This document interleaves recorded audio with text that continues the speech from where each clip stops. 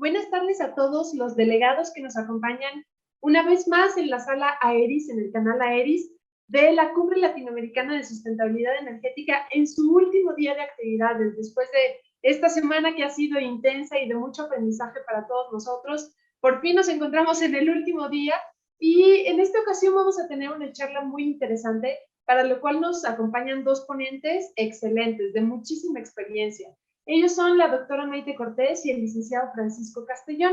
Les voy a hablar un poco de las actividades que hacen ambos. En principio, bueno, la doctora Maite Cortés es investigadora y pedagoga ambiental con estudios doctorales en educación. Ella se dedica a la práctica del trabajo colaborativo y la innovación social, buscando la construcción de comunidades con sentido. Ella desde hace 35 años forma parte del colectivo ecologista Jalisco y actualmente, además del colectivo, también trabaja en diversos proyectos desde Corazón Arborícola, que es su despacho ambiental colaborativo. Por otro lado, también el licenciado Francisco Castellón Sosa, él es licenciado en Derecho por la Universidad de Colima y actualmente está cursando la maestría en bioética en la misma casa de estudios. Actualmente él es el comisionado de Asuntos Jurídicos de la Asociación Civil Colima 2030, que es una organización dedicada a promover la implementación de la Agenda 2030 en el estado de Colima. Y el tema del que nos van a estar platicando es sobre un caso que ambos han tenido mucha experiencia, es de Tu Casa a la Termo, el caso de Manzanillo. Entonces, muchísimas gracias por acompañarnos, doctora Maite, licenciado Francisco. Estoy segura de que vamos a sacar tanto todos los participantes que nos acompañan el día de hoy como quienes posteriormente van a estar viendo estas transmisiones, un montón de información y pues los dejamos adelante, el micrófono es suyo.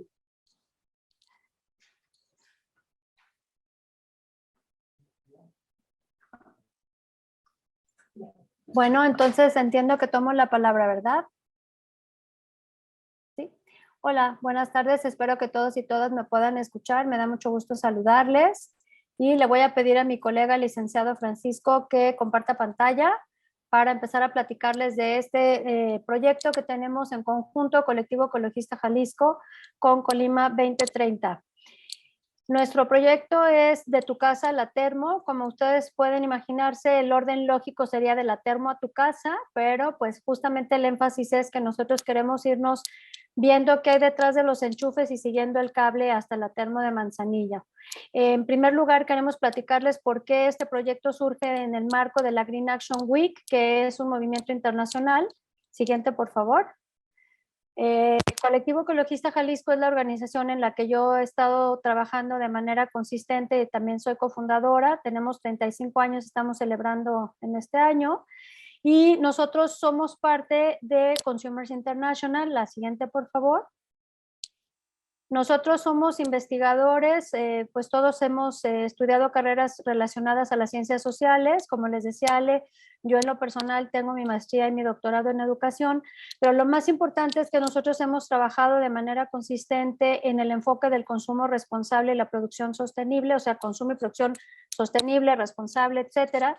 Y por ello somos miembros de Consumers International desde hace muchos años ya. De hecho, solamente habemos 3 organizaciones mexicanas que somos parte de Consumers y nosotros fuimos los primeros en volvernos miembros. Somos más de 200 organizaciones en el mundo, en más de 100 países, y ya cumplió la organización de Consumers International 60 años de trabajo ininterrumpido. Es una de las entidades a las que más consulta la ONU y tenemos una larga trayectoria de colaboración en la década para el consumo y la producción sostenible y para muchas otras cosas. Entonces, esto para explicar por qué esta campaña surge en el contexto del consumo sostenible. A la siguiente, por favor. Dado que somos parte de Consumers International, nosotros podemos aplicar a un pequeño apoyo que da cada año la Sociedad Sueca para la Conservación de la Naturaleza. Y esta Semana Verde, que no nada más es una semana, pero se llama Green Action Week, normalmente siempre en octubre, se celebra a nivel global. Es una campaña global para promover el consumo sostenible. La siguiente, por favor. Bueno, aquí les pusimos un mapa para que vean que habemos muchísimas organizaciones trabajando. Este año, por ejemplo, hay muchas organizaciones de la India, hay muchas organizaciones de África, también, por ejemplo, del Líbano. Y en el caso de América del Norte, Colectivo Ecologista Jalisco, somos la única organización a nivel mundial que tomamos el tema de la electricidad y del consumo de electricidad. Esto porque, como ustedes saben, en este caso, Climate Education, estamos enfocados a la parte de la energía sostenible, y este es el vínculo importante porque normalmente tenemos información abstracta y pensamos pues en los impactos, por ejemplo, para el oso polar y en cosas de este tipo, pero no tenemos información concreta de cómo estamos nosotros desde nuestro consumo apoyando o no energía limpia, energía asequible, saludable, etcétera. Gracias al trabajo en conjunto con Colima 2030 y con el ingeniero Axel Sutton, que muchos de ustedes conocen, empezamos a saber que en el área metropolitana de Guadalajara cerca del 70% de la electricidad que consumimos viene de la planta termoeléctrica de Manzanillo. Siguiente, por favor. Bueno, como les contaba, Colima 2030 es un grupo aliado, es nuestro grupo estratégico con el que estamos trabajando esta campaña. Siguiente, por favor. Que ya pues más bien que una campaña es un proyecto permanente de investigación y acción. Este es digamos, la imagen oficial de la campaña de Tu Casa La Termo, descubre el origen de tu energía, y aquí me quiero detener para compartir con ustedes la reflexión de que normalmente los consumidores en las áreas urbanas, aunque también a veces en las rurales, desconocemos de dónde viene la energía que está alimentando nuestras necesidades básicas. Como ven aquí, pues sí mencionamos gráficamente o señalamos más que mencionamos el hecho de que la termoeléctrica pues genera plumas de contaminación importantes, y sobre todo que en tiempos del cambio climático y mientras todos los países están buscando dejar de quemar combustibles fósiles, pues el gobierno de México está tomando una ruta que a muchas personas nos suena que va en sentido contrario. Siguiente, por favor. Bueno, esto es Guadalajara. Tenemos un amigo fotógrafo que nos apoya a ilustrar las cosas. Él se llama Gal Cohen, es un gran artista y además pues a él le interesa colaborar con la sociedad civil organizada. Esta es una imagen que nos trae a Guadalajara y a cómo podemos tener una gran cantidad de cables y empezar a investigar qué hay detrás de los cables, de dónde salen y a dónde llegan, ¿no? Y dónde se alimentan. Si se fijan, aquí tenemos tanto cables de teléfono y de voz y datos como cables de electricidad, pero finalmente también los de voz y datos se alimentan de electricidad a final de cuentas. Siguiente, por favor. Esta es una casa típica de Guadalajara, porque vamos de Guadalajara a meternos a una casa y a ver qué sucede con las necesidades básicas que tenemos dentro de cada hogar. Siguiente, por favor. Muchos de ustedes que se ocupan de los temas de energía saben que tenemos necesidades básicas en los hogares. Normalmente no lo pensamos tanto en ese orden, pero sirve mucho repasarlo, y entre las necesidades básicas o cuando no estamos en pobreza energética, tenemos, por ejemplo, refrigeración, que está aquí ilustrado, iluminación. Tenemos también cocción de alimentos. La cocción de alimentos puede a veces ser a base de gas, pero a veces es, digamos, de estufas eléctricas. También necesidades de entretenimiento, como vemos aquí en la imagen, personas usando sus celulares, pero también pueden ser computadoras, pueden ser videojuegos, televisiones, pantallas, etcétera, tablets. Y actualmente, debido a la pandemia, como ustedes saben, ya no solo han sido de entretenimiento, sino también han sido en el aspecto de home office o de hacer escuela desde la casa. Después tenemos un amplio rango de aparatos eléctricos en los hogares, licuadoras, y no solo en la cocina, también pistolas para el cabello, rasuradoras. O sea, si nos ponemos a revisarle, tenemos una gran cantidad de aparatos en las casas que tienen que ver con las necesidades básicas de energía. Esta otra que también queda muy clara aquí, que es la de iluminación. Y empezar a pensar como consumidoras y consumidores desde nuestra demanda de energía por nuestros hábitos de consumo es realmente muy importante, porque nos va a permitir empezar a dar pasos, no solamente de saber de dónde viene la energía, si es limpia o sucia, sino también cómo podemos racionalizar su uso. Siguiente, por favor. Bueno, después en esta campaña de Tu Casa La Termo tenemos qué estamos haciendo adentro de las casas, cuáles son nuestras necesidades. También, por ejemplo, podemos pensar en lavadoras, secadoras para la ropa, o sea, es un amplísimo rango. Simplemente piensen cuando a ustedes les sucede en su casa que se quedan sin electricidad, pues todas las cosas que ya no podemos hacer, simplemente cargar los celulares y comunicarnos, muchísimas cosas, ¿no? Entonces, entre nuestras casas y la termoeléctrica hay un tendido eléctrico. Y este tendido eléctrico, pues tiene también muchas implicaciones, no solo de impacto ambiental, sino de, pues, de costos. Son realmente costos que pagamos los consumidores y las consumidoras y que tienen que garantizar la distribución de la energía. Siguiente, por favor. Y además, como ustedes saben, la electricidad se genera en unos voltajes que no se puede surtir directamente a los hogares, sino tiene que haber estaciones, subestaciones. Bueno, los ingenieros especialistas nos pueden explicar esta parte, ¿no? Aquí nada más estamos compartiendo unos mapas de México que nos hizo favor de exponer Adrián Fernández, director de Iniciativa Climática México, en uno de los webinars que son parte de la campaña de la Green Action Week, que van a estar muy próximamente disponibles si los quieren ver. Le pedimos que él nos explicara cómo es el tema de la distribución, o sea, la generación y la distribución de energía en el país. Nos presentó estas imágenes oficiales del Sistema Eléctrico Nacional y solamente lo ponemos para compartirlo con ustedes, para desde donde nos estén viendo, si son mexicanas, mexicanos o habitantes de México, puedan ver a qué zona pertenecen. En el caso, por ejemplo, de Colima y Jalisco, estamos en la zona occidente, pero también está la noreste, la norte, la noroeste, la sur, la de la península de Yucatán, etcétera, para empezar a ver en este tendido eléctrico y en este sistema de generación y distribución dónde estamos y empezarnos a hacer la misma pregunta a cada uno y cada una, de dónde estamos obteniendo la energía que alimenta nuestras necesidades eléctricas. Siguiente, por favor. Esta es una imagen de ya cómo vienen las líneas de alta tensión, en este caso de la termoeléctrica de Manzanillo hacia Guadalajara y hacia toda la parte de la distribución. Siguiente, por favor. Y bueno, aquí ya le voy a dar la palabra a Francisco. Él es de Colima 2030 y nos va a explicar, ya que salimos de Guadalajara y vimos las necesidades y el consumo. Recordemos que Guadalajara es una de las 3 ciudades más grandes del país.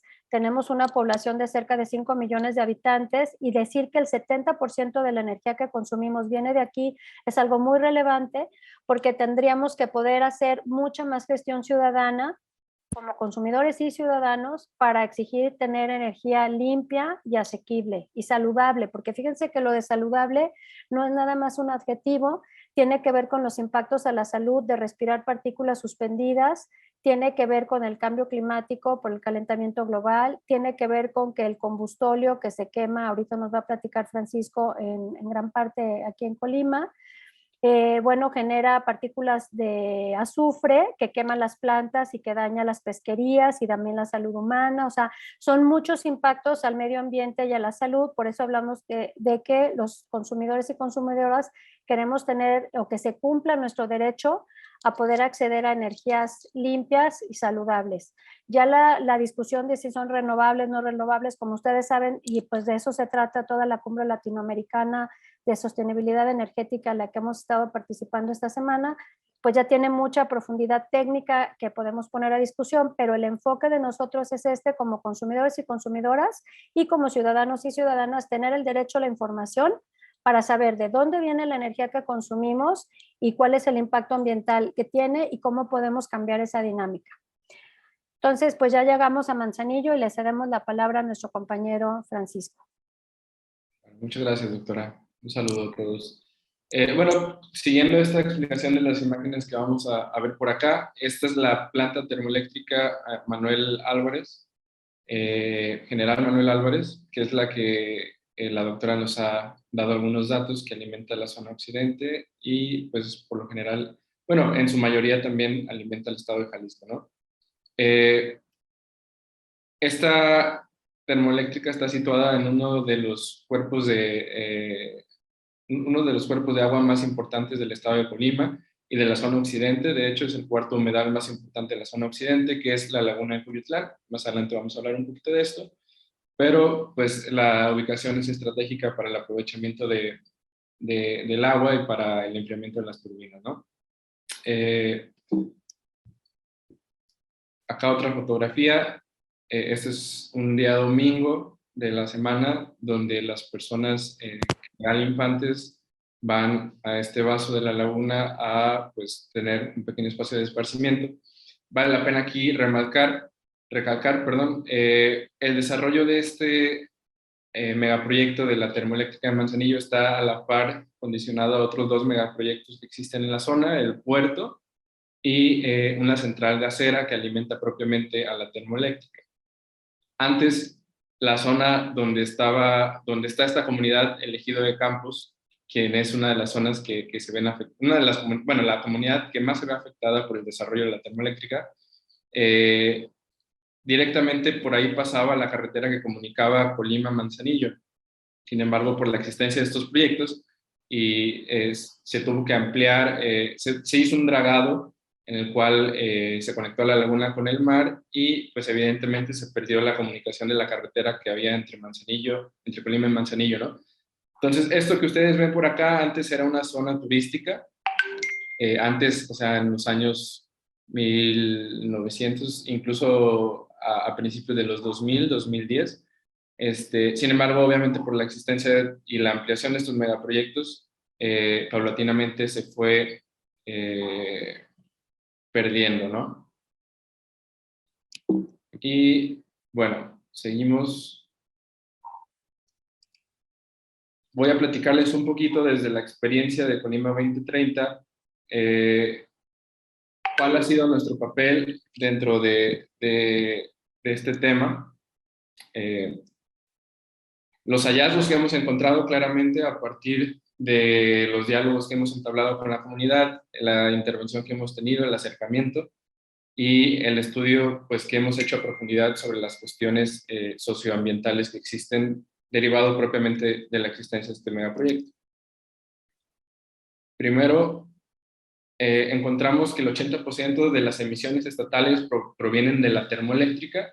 Este es un tema que más adelante también lo voy a abordar porque está condicionado a la existencia de un inventario que justamente no se ha actualizado, el inventario estatal de gases de efecto invernadero.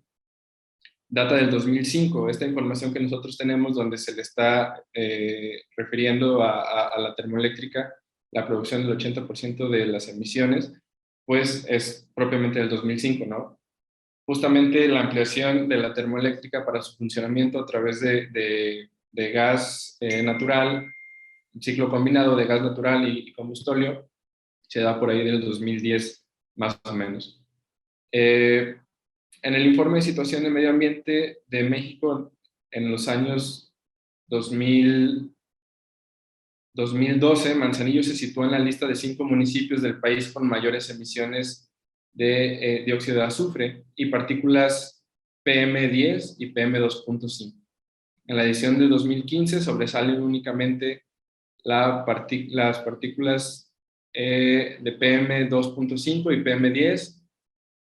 Toda vez también la medición que estaba sobre ellas tuvo una deficiencia porque los reportes que se hacían para el monitoreo propiamente de la calidad del aire no empezaron a servir desde antes del 2015, ¿no? Se reportaron como inusables, justamente porque no había una cierta presupuestación para el funcionamiento de estos monitoreos. El tema de la calidad del aire es otro punto grave que hemos encontrado dentro de la política pública en temas de cambio climático del Estado que se está implementando. Como ya les refería, no existen monitoreos de calidad del aire porque no existe la presupuestación adecuada para poner en marcha estos equipos.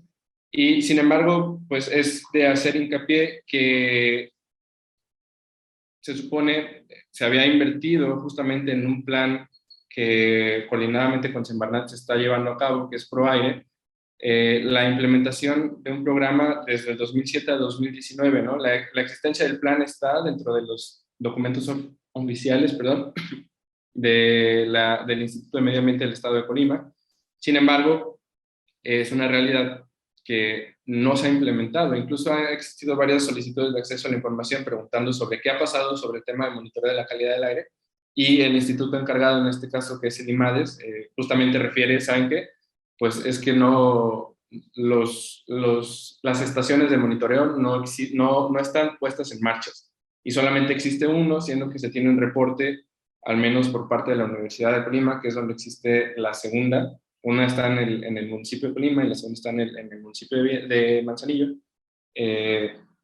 no están pues puestas en marcha, ¿no? Justamente a la par, Colima tiene una estrategia, bueno, tiene una ley marco de cambio climático, aterrizando la política nacional en cambio climático en la parte estatal a través de su jurisdicción, donde existen diversos instrumentos de política pública que justamente también hemos identificado, al menos son unos inexistentes y otros inoperantes, y en su mayoría y en conjunto son opacos en cuanto a información pública, ¿no? La ley marca el deber de existencia de un inventario estatal sobre el tema de los gases de efecto invernadero. Como ya les dije, la última información que se tiene data del 2005 y hasta el momento no se ha hecho nada al respecto para recopilar nueva información. Existe la ley señala más bien la existencia de un fondo ambiental, específicamente un fondo contra el cambio climático. Este fondo está presupuestado, al menos en el último, en la ley de ingresos de 2021, sí se le dio parte de financiamiento. Sin embargo, no es claro la forma en la que se tiene que invertir. Tampoco existe una reglamentación al respecto, entonces hay opacidad en cuanto a cómo se está implementando el dinero que se está destinando justamente para el Fondo de Cambio Climático. Y un programa estatal sin continuidad, claramente, donde no se precisa bien, ni quizá las autoridades tienen muy bien definidas cuáles son sus atribuciones en el marco legal estatal, ¿no? Todo esto vale la pena hacer la precisión, es importante, y relacionarlo con la termoeléctrica por el tamaño del megaproyecto que existe, y a la par, pues la existencia de una zona industrial tan importante como es Manzanillo, ¿no? La política estatal, aunque si bien difiere de la competencia federal que propiamente tiene la planta de generación de energía, es complementaria justamente en el sentido de que coadyuva a garantizar los derechos humanos, específicamente el derecho humano a un medio ambiente sano. Es decir, si la planta termoeléctrica no está reportando, por ejemplo, cuáles son sus emisiones, que no lo hace, y de dónde provienen esas emisiones, si es a través de la quema, por ejemplo, de gas natural o de combustible pesado, al menos el Estado tiene capacidad para poder, desde su espacio, hacer críticas y tener la información necesaria para poder compartirlo en un entendido de publicidad, ¿no? De acceso a la información pública en cuestiones ambientales. Un hallazgo dos que hemos encontrado son las alianzas muy valiosas que hemos podido establecer a partir de diversos colectivos y organizaciones que trabajan en la defensa del cuerpo lagunar, que ya había comentado antes. Son diversas asociaciones de Manzanillo y del estado de Colima que están luchando por preservar este humedal. Propiamente, pues como ya aquí la doctora nos ha estado comentando, el colectivo ecologista Jalisco, un gran aliado a partir de la comunicación con el ingeniero Axel. También así la asociación Controla tu Gobierno, con quienes pudimos trabajar una serie de solicitudes de información que fueron destinadas a la Semarnat y a la CFE, para poder conocer más al respecto de justamente lo que les comentaba hace un rato, la cantidad de combustión que se está haciendo sobre determinados, ya sea fuentes, ya sea gas natural o bien combustóleo, ¿no? Y poder también tener más clara la idea y hacer la evaluación de cómo hemos transitado hacia una política energética que le apueste a la descarbonización. Por último, en un sentido global de lo que la doctora estaba explicando en esta participación que estamos teniendo en la Green Action Week, justamente parte importante era escuchar a las personas que viven la situación, que viven literalmente a un lado de la planta termoeléctrica y que han estado desde hace años, recibiendo las externalidades que ahí se producen, hacer una documentación del caso, crear 2 productos que creemos muy importantes y esperemos compartirles muy pronto, que sería un fotoensayo y una serie de videoclips, en la cual estamos también invitando pues, a reflexionar el papel que como nosotros consumidores de energía tenemos y la concientización respecto pues, de dónde proviene nuestra fuente de energía eléctrica y justamente también el sentido social y ambiental, cuáles son los impactos que nuestro consumo genera, quizá no inmediatamente en nuestro entorno, pero sí en algún espacio, sí alguna persona, sí alguna comunidad, sí algún ecosistema. Y pues reflexionar en torno a todo esto, ¿no? Y pues bueno, por parte de nosotros sería todo. Queremos agradecerle el espacio y le cedo el uso de la voz a la doctora para que nos guíe en lo que viene.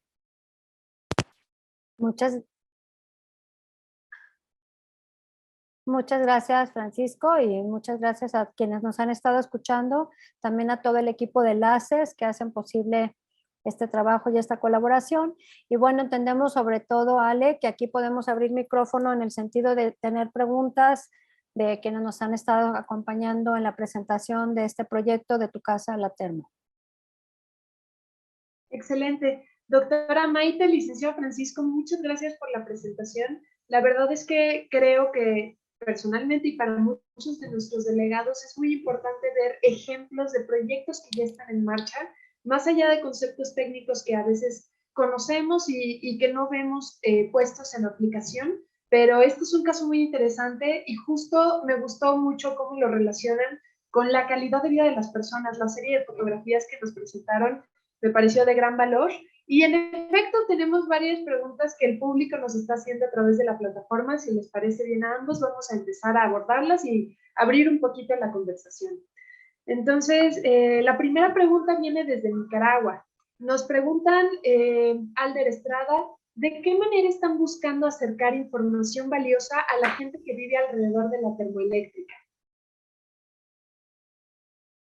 Adelante, Francisco. Muy bien.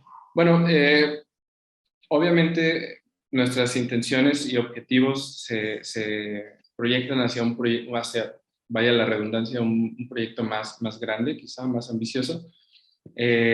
Aparte del contenido que posiblemente podamos tener y compartir justamente con las personas que viven por ahí, parte importante que nosotros creemos fundamental es hacer procesos autogestivos donde podamos compartir qué es el proyecto, o sea, el proyecto energético, y escuchar, ¿no? Tener estos diálogos en los cuales podamos escuchar también a las personas, a la comunidad que vive en la zona, pues realmente cuál es la perspectiva que ellos tienen sobre la existencia de ese proyecto, ¿no? Nosotros tenemos una impresión desde nuestro espacio de qué es y cómo puede llegar a impactar, pero quizá, y esto es una cuestión a reflexionar porque surgió dentro de los diálogos que estábamos entablando con la comunidad, algunas personas no ven a la termoeléctrica de Manzanillo como un problema, justamente como un problema, ¿no? Sino al contrario, lo ven como una fuente generadora de empleos, de actividad económica y demás, ¿no? Entonces, esa visión es valiosa, al menos ponerlas en consideración, porque al final de cuentas se explica el contexto de alguien, ¿no? Sin embargo, también a la par es importante mencionar que existe también la información, debe de existir más bien la información respecto a las externalidades y debe de ser también compartida, ¿no? Aunque en primer momento esa información tiene la obligación el Estado de garantizarla o de ponerla de forma accesible a las personas que viven en esa comunidad, creemos que nosotros podemos coadyuvar justamente siendo los intermediarios respecto al diálogo, ¿no? Es decir, respecto a la autorreflexión de lo que está pasando, la magnitud del proyecto y la dinámica social propiamente que se vive dentro de la comunidad, ¿no? Y cómo quizá, si bien es cierto, genera este proyecto energético, genera empleos, genera un poco de rama económica, ¿a costa de qué, no?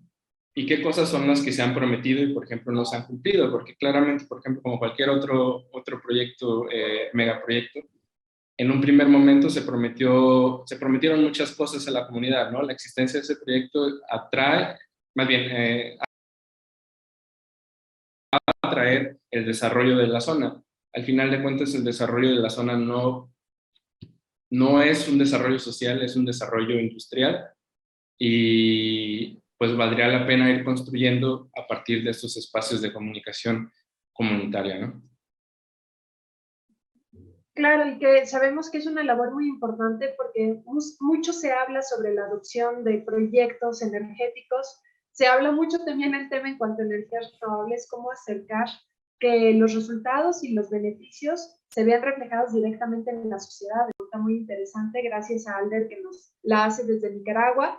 Y también nos pregunta si hay evidencias de enfermedades que ya estén ligadas a la termoeléctrica.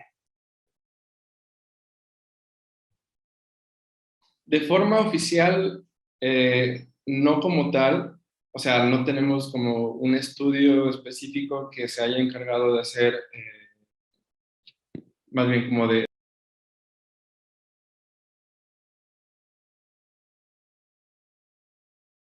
Sin embargo, pues aquí está la cuestión y también el punto de trabajo en cuanto a la transparentación de la información, ¿no? Existen pues sujetos obligados que creemos pudieran tener esos datos, y si es que alguna vez se tuvieron o se hizo alguna, alguna medición de casos que estaban relacionados, por ejemplo, a enfermedades cardiorrespiratorias o cualquier otra enfermedad del pesado. Sin embargo, pues al menos de forma pública no existen, ¿no? Es información que tendríamos que buscar y que rascar a través de los distintos organismos para ver si realmente se tiene documentado esta cuestión, ¿no? Yo quisiera agregar algo, si me permiten, en este sentido de esta pregunta, Ale, Francisco, porque justamente el enfoque de que lo podamos ligar a los consumidores de esa energía y de los impactos que genera hace que podamos ser sujetos que pidamos esta información, no solo por transparencia, sino por muchas otras vías, ¿no? Y no es así como este esquema en que, bueno, pues pobres los que viven junto a la termo, su bronca, ellos que demuestren si les da cáncer, si les da asma, si baja la producción de camarón por los efectos, pues es como que les tocó perder porque pues pobres allá viven, no. O sea, es hacernos responsables, corresponsables, porque esa energía de la que nosotros disfrutamos viene de este origen. Ahora, nosotros como consumidores, ¿qué podemos hacer? Pues mejorar nuestros hábitos y demandar menos energía, porque también cuál es el círculo vicioso, que entonces quienes produzcan energía, sean privados o públicos, nos van a decir, ustedes quieren energía limpia, quieren salvar el planeta, pero todos quieren seguir consumiendo cada vez más energía, ¿no? Entonces, si no cambiamos, no solo cambiar los patrones, sino bajar la demanda de energía y hacernos bien conscientes de que cada vez que nos mandamos un WhatsApp y que volvemos a cargar el celular y que vemos una película, un videojuego, etcétera, de cosas, estamos demandando energía, pues vamos a estar en un círculo vicioso en el que dejamos desamparada a la gente que sufre los efectos de manera directa,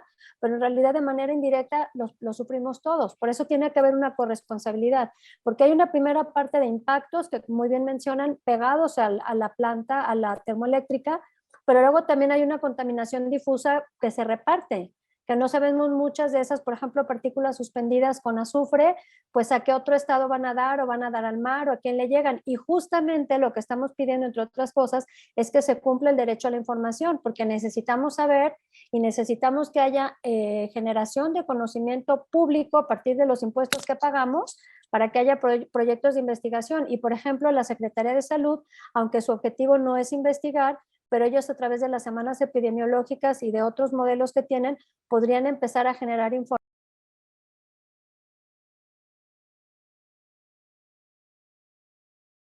de la termo, pues qué está pasando, ¿no? Entonces, si se fijan, mucho del reporte que nos comparte con Lima 2030 y el licenciado Francisco, es que no hay información. Son unos huecos de información así, pero enormes, no son como baches, son agujeros. Entonces, pues ¿cómo vamos a saber qué pasa? No sabemos qué pasa.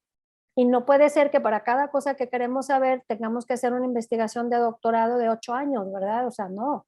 Se tiene que cumplir el derecho a la información y el derecho a la salud. Hay que recordar que la Constitución, en el artículo 4, el ambiente sano y a la salud, así como para empezar. Y es un derecho inalienable, ¿no? Entonces, como que no nada más que venimos a contar historias acerca de las termos, y además está la termo de Tula, está todos los impactos también de Salamanca, más las refinerías, y eso en el caso del petróleo. Hay muchas otras áreas industriales a las que también tenemos que seguir ejerciendo nuestras peticiones de derecho a la información. Entonces, me parece muy relevante como articularlo, porque es hablar con la gente de allá, pero también con la gente que lo consume para juntos gestionar un medio ambiente sano y gestionar nuestro derecho a consumir energía limpia. Muchas gracias, doctora. Y hay tantos puntos tan valiosos en lo que acaba de mencionar. En principio, ligándolo un poco también con lo que nos comentaba durante la ponencia respecto a la energía limpia, asequible, pero también saludable, que muchas veces no lo tomamos en cuenta y en efecto, o sea, creo que esta transferencia de la responsabilidad que todos tenemos, yo consumo energía y yo llego a mi casa, prendo la luz, conecto la computadora, hago mis actividades con energía y en efecto muchas veces no sabemos de dónde viene la energía que nosotros estamos consumiendo. Entonces, me parece un ejercicio muy interesante y que como delegados el día de hoy nos vayamos no nada más habiendo escuchado una ponencia y ya hice mis notas y se quedan en un cajón, sino en verdad darnos a la tarea, bueno, invitarlos, exhortar a todos los que nos acompañan el día de hoy, darnos a la tarea de saber de dónde viene la energía que consumimos y cuáles son las externalidades que están provocando. Muchas gracias, doctora. Vamos a seguir con las preguntas. Tenemos muchas preguntas que vienen del público.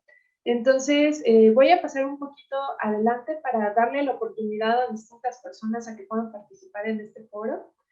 Nos pregunta Celeste Acosta, ¿les parece que esta implementación de gas natural como combustible es un paso importante hacia la reducción de emisiones o no es tan diferente de la generación a partir de fósiles? Bueno, miren, hay una reflexión muy importante, además de lo que quiere agregar Francisco, es que hablando con expertos como Adrián Fernández de Iniciativa Climática México y con muchos otros colegas, lo que vemos es que finalmente el gas natural es un combustible fósil. De hecho, nos preocupa que a veces la fuente del gas natural pueda ser el fracking. No siempre, pero puede ser. Entonces, ¿qué es lo que tenemos que hacer? El phase out. O sea, por eso nos tenemos que salir de los fósiles. Ahora, todos entendemos que es una transición. Algo que nos preocupa muy en particular de la termo de Manzanillo es que parte de la planta, de lo que se pudo modernizar hace años, tiene ciclos combinados, donde se puede quemar combustóleo y gas natural. Y había entendido más al gas natural, que tiene la ventaja sobre el combustóleo de que no tiene azufre, ¿sí? O sea, no es la quinta maravilla, pero digámoslo como si lo ponemos de peor a mejor o al revés, es mejor gas natural, que no venga de fracking, desde luego, que combustóleo. ¿Por qué? Porque el combustóleo tiene grandes cantidades de azufre. Hay que recordar que el petróleo mexicano, a diferencia del petróleo de otras partes del planeta, por su composición original tiene grandes cantidades de azufre. Entonces, digamos como que en una escalera de peor a mejor es dejar el combustóleo, más gas natural que no sea de fracking y sobre todo irnos moviendo a las energías eólica, solar, etcétera, ¿no? Y también ya saben que ahí hay una gran discusión de las hidroeléctricas, si son o no son, o lo que sea. Este no es el espacio para discutirlo, pero a esa pregunta muy concreta, la respuesta técnica es mejor gas natural que no sea de fracking que combustóleo. No olvidar que es fósil y que tampoco es la gran solución, pero es mejor. En términos de emisiones, es mejor. Muy bien, y que de hecho muchos expertos consideran el gas natural como energético de transición, ¿no? Que se habla de, bueno, podemos quizá tener un energético, un combustible que no sea tan sucio en cuestión de emisiones, pero exactamente dirigirnos hacia salirnos del mercado de las fósiles. Tomo también una pequeña pausa para recordarle a nuestros participantes que el chat está abierto, que pueden seguir haciendo sus preguntas. Vamos a continuar esta charla, pero vamos a seguir recibiendo más preguntas. La siguiente pregunta es de Alexa Fregoso. Alexa nos hace dos preguntas, son un poco diferentes, entonces vamos a abordar primero una y luego la otra. Ella nos dice, tengo una duda. ¿Por qué en México se está impulsando las políticas basadas en hidrocarburos que en renovables, tomando en cuenta su potencial renovable? Ok, si quieres de una vez dinos la segunda y ya vemos si las contestamos en bloque. Ok, perfecto. La segunda es, ¿qué los motiva o cuál es la ventaja de trabajar este proyecto desde la utilización del arte? En este caso, la fotografía. Nos dice, ¿qué toman en cuenta cuando se toman las fotografías? Soy fotógrafa y me gustaría entender la perspectiva de esto. Bueno, primero vamos a responder la segunda pregunta. Parte de la campaña de la Green Action Week este año tiene que ver con un fotoensayo. Dentro de muy poco tiempo los vamos a invitar y los vamos a invitar a la presentación del fotoensayo. Nos da mucho gusto que Alex esté interesada en la parte artística, puede sumarse desde luego. Para nosotros es muy importante generar materiales que sean atractivos, que sean incluso a veces hasta lúdicos, que inviten a participar, que inviten a reflexionar, que te den ganas de estar, ¿no? Porque de por sí ya ven que la información ambiental en general es muy depresiva. De hecho, en el colectivo siempre decimos que es información para la acción, no para la depresión, porque si no al rato ya dice uno, híjole, no vamos a poder con todo, ¿no? Entonces, utilizar herramientas valiosísimas u otras prácticas culturales más que herramientas como el arte para nosotros es fundamental. Entonces, también con el apoyo de la Sociedad Sueca para la Conservación de la Naturaleza y de Consumers International, la Green Action Week, tenemos un pequeño fondo para el fotoensayo y pudimos, entre otras cosas, contar con el apoyo de nuestro amigo Gal Cohen. También los compañeros de Colima 2030 estamos viendo también de poder, pues no solamente presentar el fotoensayo, sino incluso tener algún banco de imágenes, ¿no? Entonces, esto respondiendo a Alexa. Y en la parte de por qué nuestro gobierno está tomando este camino, pues es la pregunta que nos hacemos muchas de las personas que llevamos, en el caso de nosotros, 35 años trabajando por un medio ambiente sano. Y además, como ustedes ven, todos los países a nivel mundial, pues están buscando justamente alejarse de los fósiles, no regresar a ellos, ¿no? Entonces, sí es un problema de política pública y es un problema de futuro, porque además hay que recordar, a propósito de que estamos en la Cumbre Latinoamericana de Sostenibilidad Energética, por definición la sustentabilidad se refiere a cubrir las necesidades del presente sin acabarnos los recursos de las generaciones del futuro. Y no solo las generaciones humanas, no solamente de los humanos, también de todos los demás seres vivos, porque hay que recordar que este también es su planeta. Que nosotros vivamos con una visión antropocéntrica de que todo es para nosotros, el agua y la luz y el gas y todo lo que se nos ofrezca, pues ese es un problema de visión antropocéntrica de nuestra civilización, que además nos está llevando literalmente a destruir las bases de la biosfera que nos permiten vivir confortablemente. Entonces, ¿a qué nos estamos enfrentando? A que por seguir ese camino vamos a tener, y ya estamos teniendo, inundaciones, temperaturas cada vez más difíciles de vivir y que amenazan la agricultura, en fin, todas las formas en las que podemos estar aquí, ¿no? Entonces, a esta pregunta de Alexa, pues realmente estamos muy preocupadas y preocupados y por eso nos parece muy importante poder tener un diálogo con el gobierno federal y pues que vean que toda la gente que nos vamos a quedar a vivir las consecuencias de estas decisiones, pues tenemos derecho a un medio ambiente sano, como decíamos hace un momento. No sé si Francisco quiere agregar algo a estos dos comentarios de Alexa. Sí, sobre el primero yo creo que ya quedó bastante claro, también todos tenemos esta duda de qué está pasando. Y sobre la segunda pregunta, yo creo parte también nosotros que queríamos plasmar en las fotografías era contar una historia, ¿no? Y creo que eso es bien importante cuando estábamos haciendo el trabajo de campo, porque más allá de un tema de paisaje y de lo contrastante que es, por ejemplo, ver un ecosistema y detrás un monstruo literal de torres, de chimeneas, más allá de la impresión que causa eso, escuchar y percibir dinámicas sociales en torno a, se vuelve algo bien interesante porque literal es como una capacidad de adaptación que tiene la sociedad aún a pesar de eso, seguimos fluyendo. Y la última foto que les mostramos donde estaban los niños justamente, las infancias, bien impresionante porque esa parte de la laguna, por todo este tema y condicionado al desarrollo industrial y más que últimamente ha habido varios huracanes por acá y el casi abandono de la zona turística esta en la que estábamos. O sea, el sitio es una zona sucia, o sea, ves montones de basuras por todos lados y se ve sucio.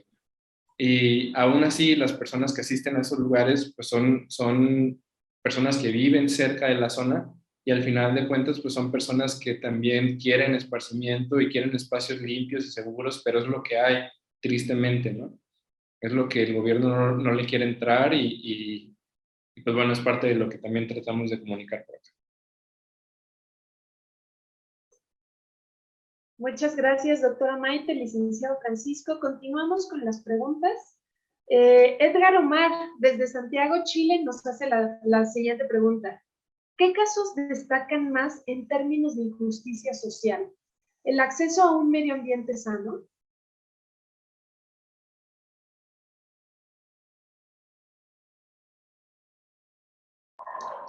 Dentro de este proyecto, o sea, dentro de lo que estamos conversando con la comunidad, ¿será?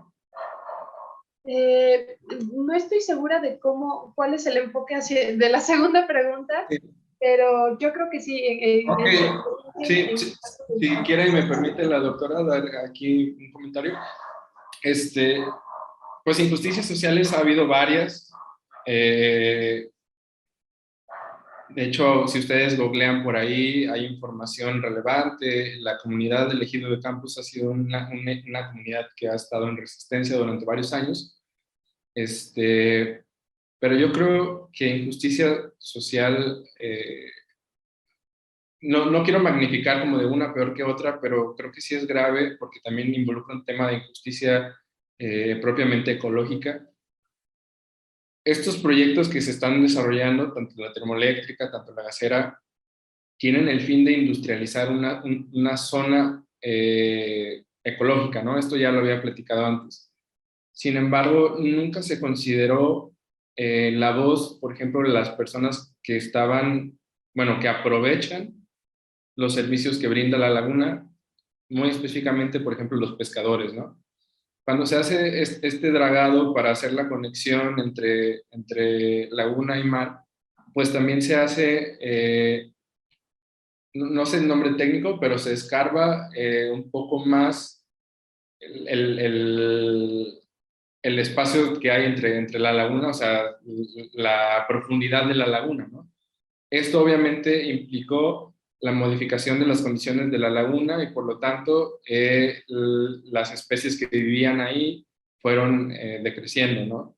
Un claro ejemplo por eso eran los camarones. Justamente en el webinar que por ahí tuvimos, uno de los participantes, que era una persona hijo de un pescador que vive en la región, nos decía el decremento que hubo en cuanto a camarones, ¿no? Que antes era una especie que se utilizaba mucho en el aprovechamiento, justamente en la laguna, pero, o sea, fue cayendo hasta que ahorita es raro encontrar, por ejemplo, camarones dentro de esa zona lagunar.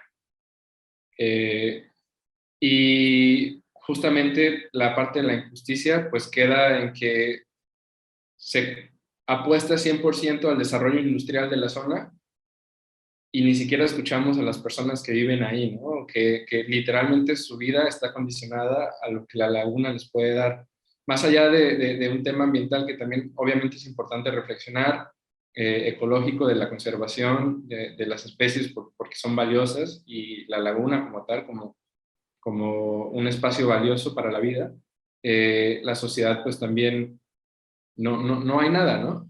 Y al respecto, ya para finalizar, por ahí pueden leer más este asunto de la industrialización de la zona del Vaso de la Laguna 2 y la zona portuaria de Manzanillo. Se fue a la Comisión de Cooperación Ambiental de América Latina, no, perdón, de América del Norte, y por ahí hicieron un expediente de caso justamente donde conclusiones decían que se violaban algunas normativas ambientales para la construcción de todos esos proyectos.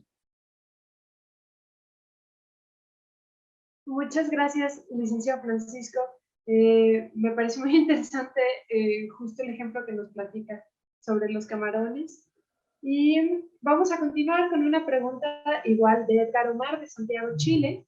Y es un tema que platicábamos al inicio de esta sesión de preguntas y respuestas, pero igual tratar de abundar un poquito más en la siguiente cuestión que nos pregunta. ¿de qué maneras se puede involucrar a los habitantes o ciudadanos de ambas ciudades? ¿Existe algún camino para que esto suceda? Sí, miren, ahí yo me permitiría comentarles que justamente como vieron el caso de Manzanillo y la relación que tiene con la zona metropolitana de Guadalajara, es justamente eso, es solo un caso. Hay muchos más. Me da tanto gusto saber que hay personas que nos están acompañando desde Chile, que además es un país increíble y con unos ecosistemas maravillosos que hemos tenido gusto de visitar, y también con gente muy activa y muy comprometida a nivel social y político. Pues la idea es que sea como una propuesta de ejercicio ciudadano y como consumidores y consumidoras que podamos replicar en donde vivamos, ¿no? Simplemente es como ver el enchufe y seguir el cable y decir, este cable a dónde me lleva, y de ahí a dónde me lleva y después de dónde se alimenta. Y simplemente el ejercicio de darnos cuenta y de saber el origen de nuestra energía cotidiana, pues ya es un avance muy grande, porque normalmente son cosas que abordamos de manera desarticulada o sí, tal cual, desarticulada, ¿no? Una separada de la otra. Entonces nos parece que ya simplemente esto es importante. Nosotros no estamos pretendiendo una movilización, digamos, planetaria. Estamos aportando un pequeño modelo y un ejercicio que pueda servir para entrar en los concretos, porque como pedagogos, yo por ejemplo en mi caso como pedagoga, lo que veo es que con mucha frecuencia el tema de energía es tan abstracto, tan complejo, tan técnico, que las personas así como que dicen, a ver, si me hablan de cambio climático, pienso en el oso polar, que los deshielos, y pienso en el foco ahorrador. Y de ahí en fuera ya no sé qué más hacer, ¿no? Entonces lo que queremos es ver qué sí podemos seguir haciendo, como complejizando, como decimos, plastilina 1, 2, 3, plastilinas avanzados, y pues todas las personas que nos escuchan que quieran darnos ideas, conocer el fotoensayo, participar en el lanzamiento virtual que vamos a hacer del fotoensayo, vamos a tener más entrevistas y pequeños videos con diferentes actores, es decir, tanto ciudadanos y ciudadanas de Guadalajara, incluso pequeños, ¿no? O sea, todos somos consumidores de energía, muy bien decías tú ahorita, Ale, yo consumo energía, todos consumimos energía. Entonces vamos a estar haciendo estos ejercicios de descubrir, de percibir, de encontrar. Quienes se quieran sumar, por ejemplo, en las redes del colectivo, en @SEGMéxico, estamos publicando mucho del trabajo con nuestros amigos y aliados de Colima 2030, es @SEGMéxico en Twitter, en Facebook, también tenemos Instagram como SEGMéxico, y igual en Colima 2030, y todas las personas que se quieran sumar con ideas, con casos, pues nada nos gustará más que eso, ¿no? Poder irlo armando de una manera más robusta. Y nos quedan 5 minutos, pero me imagino que en esos 5 minutos todavía alcanzamos algún par de preguntas. Efectivamente, doctora, tenemos todavía 3 preguntas, 2 al principio que nos hacía Alder Estrada desde Nicaragua y una más de Wilfrido Savillón. Él nos pregunta, ¿cuál puede ser el papel de los jóvenes en la transición energética que requerimos que México sufra o que México experimente? Pues ahí el joven Francisco, licenciado Francisco Castellón, tiene el micrófono de oro. Bueno, yo creo que quizá algo que hemos escuchado muy rebuscado quizá es el tema de la comunicación, pero yo creo fielmente en que la comunicación es el primer paso para justamente la acción, ¿no? A partir de cómo comunicamos podemos dar a entender un mensaje, podemos reflexionar en torno a él, podemos dar luces de que otras personas digan, wow, es que este sí es un problema, ¿no?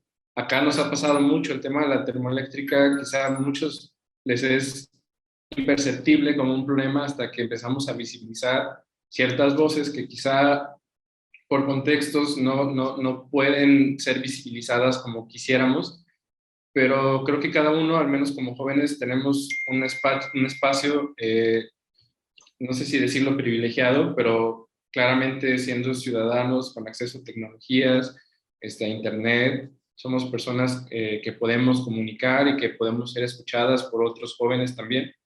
Y creo que el primer paso es eso, ¿no? Es comunicar, es evidenciar, es hacer ver lo que está mal y justamente visibilizar a otras personas también pues que están siendo afectadas, ¿no? Y el segundo, pues claramente no hay más, la acción, movilizarnos desde distintos espacios.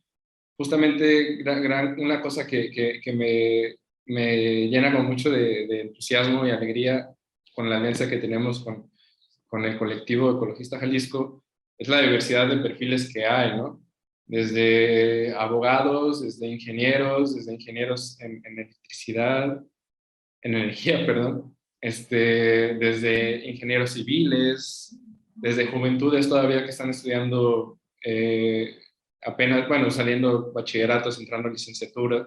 Entonces es algo, o sea, de muchas áreas, ¿no? Y creo que cada uno dentro de nuestras áreas podemos identificar de qué forma podemos intervenir y pues justamente esa es la invitación, ¿no? Y claramente el trabajo en colectivo siempre va a ser mejor que el trabajo individual.